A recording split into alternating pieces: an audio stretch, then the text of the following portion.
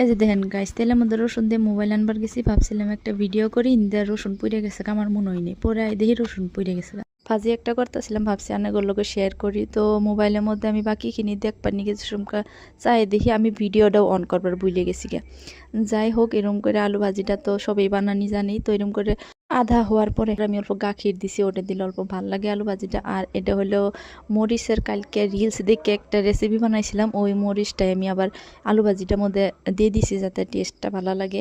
তো ভালোও লাগে এরম করে বানাইলে মধ্যে মধ্যে। তো আনের গুণবাদিন এই রেসিপিটা ট্রাই করে দেখবেন, বেশি কিছু না, খালি আলু ভাজির মধ্যে অল্প গাখির দিয়ে বহুতই টেস্টি হয়। ট্রাই করে নিশ্চয় আমারে ট্যাগ করবার বলবেন না। আর রান্না করে যদি মরিচের রেসিপিটা লাগে কমেন্ট করে জানাই দিবেন, আমি নেক্সট ভিডিও তোটা শেয়ার করে দিব আপনি করে। তো আলু ভাজিটা এরম হয়েছে, এটা ভাজি হয়েছে না সেনা হয়েছে কবার পাইতেছি না, কিন্তু টেস্টটা ভালোই হয়েছে বারু।